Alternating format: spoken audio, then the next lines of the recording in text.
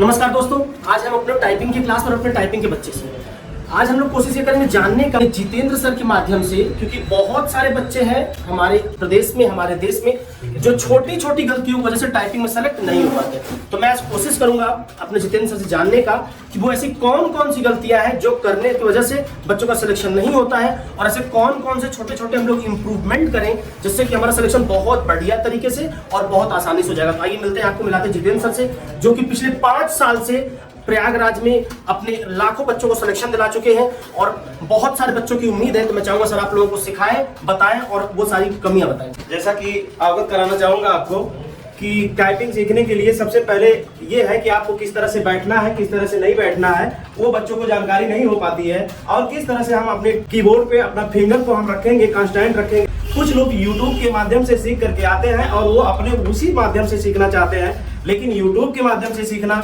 और ऑफलाइन सीखना, इसमें बहुत अंतर होता है। ऑफलाइन में आपको गाइडेंस के माध्यम से सिखाया जाता है, यूट्यूब में आपको हमेशा आपको अपने अनुसार सीखना पड़ता है और उसको देख करके सीखना पड़ता है, जबकि ऑफलाइन में आपको हमेशा आपके पीछे गाइडेंस लगे रहते हैं। जैसा कि मैं बताना चाहूंगा कि आप जब भी टाइपिंग सेंटर में जाते हैं, जब भी हम अपने सिस्टम पे बैठते हैं, तो कीबोर्ड को विशेष ध्यान रखते हुए हम एकदम रीढ़ की हड्डी को एकदम सीधे रखेंगे और जब भी फिंगर को दबाएंगे, हम एक फिंगर को दबा करके दूसरी फिंगर को उठा करके फिर दबाएंगे।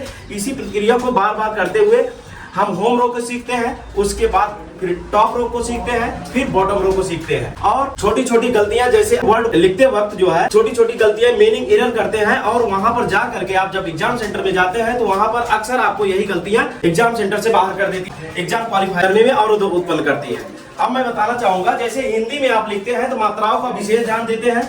हिंदी में लिखते वक्त आपको ये ध्यान रखना चाहिए कि कहाँ शब्द को कहाँ से हमको मात्रा लगाना है, कहाँ पर बिंदु लगाना है, इन सबको विशेष ध्यान देना है। कहाँ पर पूर्ण विराम लगाना है, कितने लोग हैं पूर्ण विराम स्पेस न देकर के लगाते हैं और तुरंत लगा देते हैं, ये विशेष ध्यान देना है। एक लेटर स्पेस लेकर के ही पूर्ण विराम लगाएंगे, इन सबको विशेष ध्यान देना है। जैसे कि छोटे छोटे गलतियों की वजह से हम एग्जाम नहीं क्वालिफाई कर पाते हैं, इन सबको ध्यान में देते हुए आप आइए यूनिक टाइपिंग सेंटर से जुड़िए। हम इन सभी समस्याओं को समाधान करके आपको क्वालिफाई कराने का प्रयास करेंगे। हमारा इस यूनिक ग्रुप का सेंटर जो है प्रयागराज में 4 जगहों पर है। एक राजापुर हनुमान मंदिर के पास में है, एक कटरा में है और एक सनोरी प्रयागराज ईश्वर सरल डिग्री कॉलेज के जस्ट बगल में। तो मुझे उम्मीद है कि आप लोग समझ पाए होंगे कि कौन कौन सी बेसिक बच्चे टाइपिंग की गलतियां करते हैं। वो हमने आपको लाइव क्लास में दिखाने की कोशिश करी। जो मुझे समझ में आया कि सबसे पहली बात, आपका सिटिंग पोस्चर बहुत जबरदस्त होना चाहिए। अगर आप टाइपिंग सीख रहे हैं, टाइपिंग क्वालिफाई करना चाहते हैं और आप चाहते हैं कि कम समय में मैं बहुत बढ़िया तरीके से टाइपिंग सीखूं, तो सबसे पहले अपने बॉडी पोस्चर पे कमांड करिए। दूसरी बात, अपने फिंगर्स पे कमांड करना। फिंगर्स पे कमांड करने का मतलब ये है कि जब भी आप टाइपिंग करने बैठिए, कोशिश करिए कंसंट्रेशन आपके कीबोर्ड पे हो